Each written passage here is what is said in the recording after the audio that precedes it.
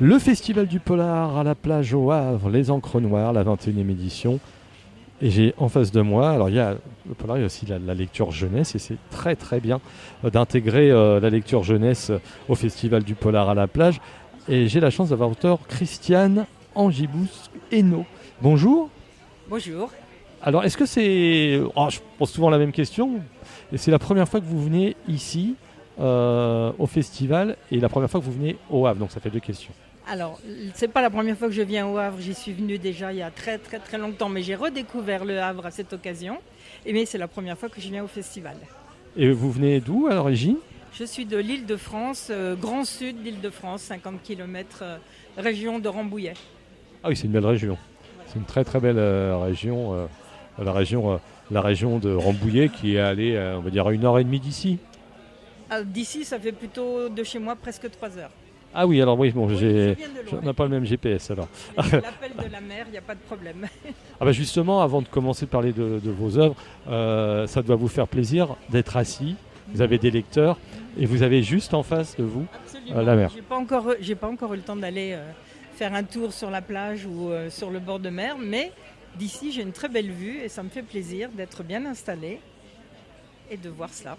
Alors parlez-nous de vous, de votre carrière d'auteur.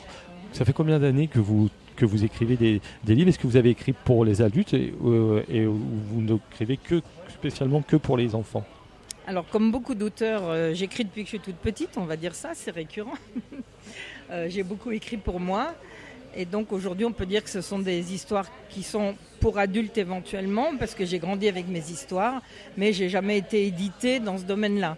Je suis dans les histoires pour enfants, ces jeunes enfants, jeunes ados, on va dire, depuis 2014, où j'ai participé à un concours où j'ai créé le personnage d'Augustin. Ça s'est fait comme ça. J'ai rien gagné, mais depuis, on s'est dit, Augustin, mais il y a tout un univers qui s'ouvre devant nous, avec justement l'association d'archéologie Archéotopia. Et voilà comment on a continué à travailler sur ce monde d'Augustin et où j'ai continué les romans jeunesse. Alors justement, ça peut être des beaux supports scolaires pour les pédagogiques, pour les enseignants. Mm-hmm. Oui, je suis déjà intervenue plusieurs fois en classe. J'étais notamment hier dans la classe de CM1 de l'école Louise Michel.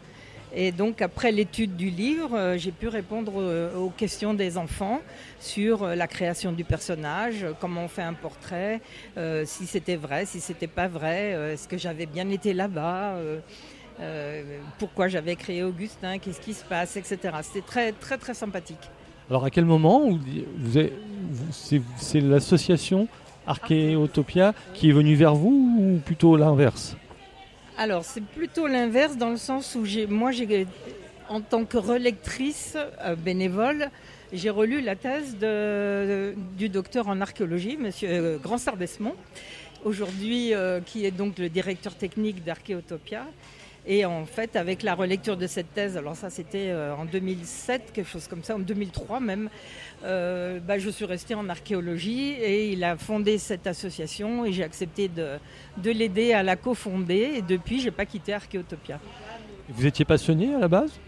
Oui, toujours beaucoup par l'histoire, les recherches. J'ai retrouvé des cahiers quand j'avais 14 ans, que j'étais en vacances en Haute-Savoie, où j'avais été aux archives, j'avais cherché des informations sur une tour délabrée. Donc il y avait des précédents, inconscients peut-être, mais il y avait des précédents. Alors ce petit ou grand Augustin, est-ce qu'on peut le présenter? Quels sont un peu ses traits de caractère? Si on pouvait décrire le profil d'Augustin. Augustin veut devenir archéologue comme son grand-père parce qu'un jour il a trouvé les affaires de son grand-père dans une malle au grenier et il a l'esprit scientifique. Donc lui, il est assez carré. Je ne peux pas dire qu'il croit que ce qu'il voit, mais au moins il cherche les informations avant de croire tout et n'importe quoi. Donc par exemple, justement, sur le premier volume, ça combat un peu les fake news. C'est bien, tu crois ça, moi je crois ça, mais non, il faut aller chercher les sources, critiquer les sources.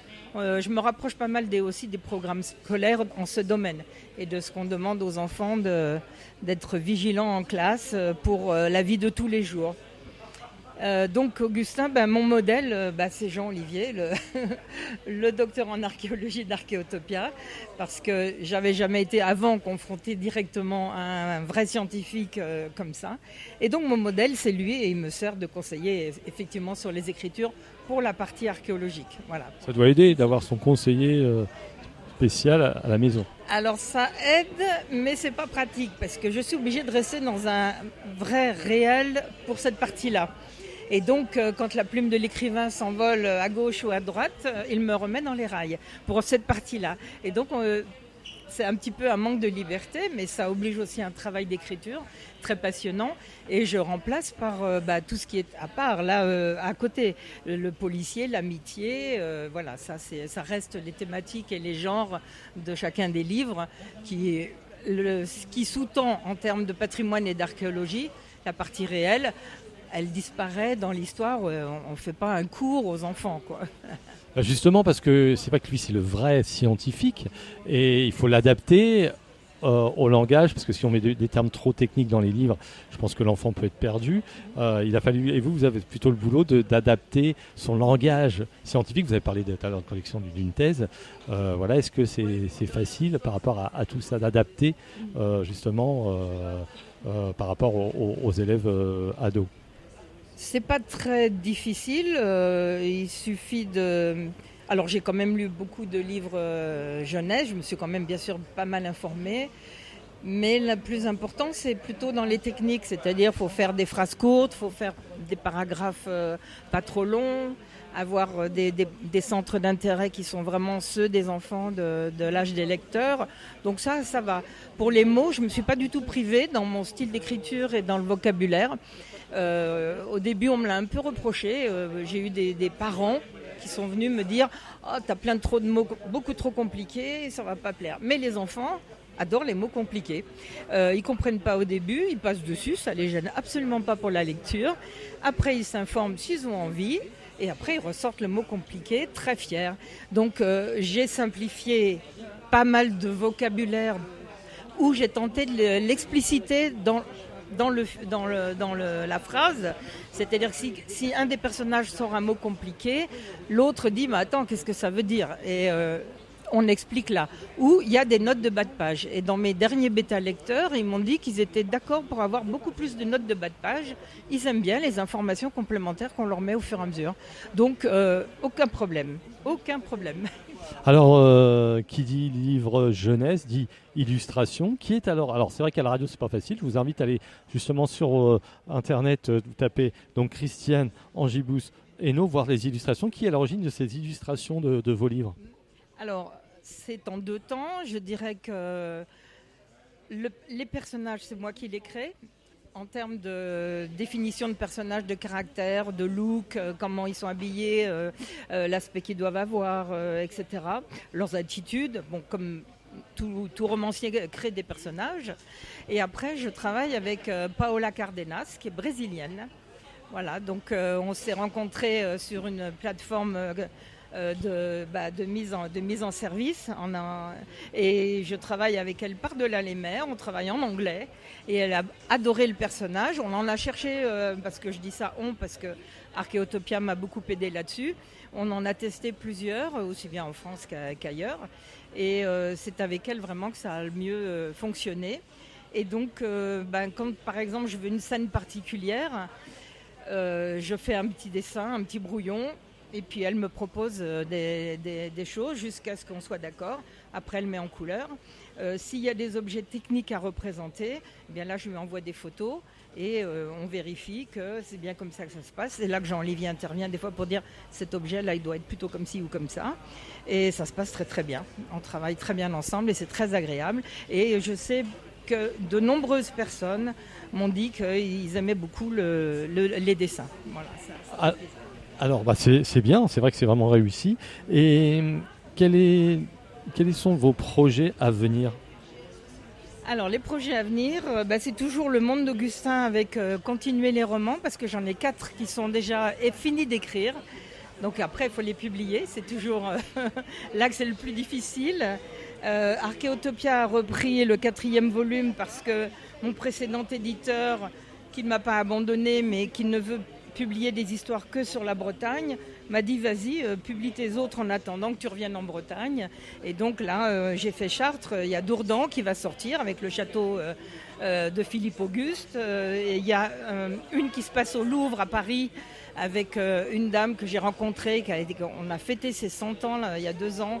Et elle a travaillé au Louvre, donc il y a toute une histoire qui se passe dans les réserves. Et puis il y en a une dernière, je parle de celles qui sont finies d'écrire, qui se passe à Arcachon sur les fouilles de la dune du Pilat. Voilà. Après, eh bien, on cherche à développer le monde d'Augustin. On a des albums jeunesse en gestation avec les 3-5 ans, 5-7 ans. Et puis maintenant, on se tourne aussi vers des possibles ouvertures sur le manga, Maître Augustin en manga. Ah, sympa ça. Donc les aventuriers du patrimoine. Donc c'est une série qui saurait encore vous arrêter. Déjà 4 encore dans votre besace et d'autres projets. Projet adulte ou pas du tout? Alors projet adulte non, sauf quand je suis ici que je me dis je me sens toute seule, il n'y a pas beaucoup de jeunesse. Et des fois je me dis je vais écrire pour les adultes aussi, mais on ne peut pas tout faire. Je pense que là, on a une belle mission, un beau partage avec les enfants, les préados. Donc là, tant que tous ceux qui sont déjà écrits ne sont pas sortis, tant qu'on n'a pas sorti les albums, je pense que même si j'écris pour les adultes, on ne va pas chercher à publier tout de suite. Alors, il y a la jeunesse, il n'y a pas que vous, il y a moi. Voilà, pour la petite histoire. Merci. On vous rappelle donc Christiane Angibous Hainaut. Voilà, on a vraiment envie de vous écouter tout le temps et merci ce que vous faites pour nos jeunes. Et puis à la prochaine. Merci ce que vous faites pour la jeunesse alors. D'accord, et puis merci à vous d'être venu me voir.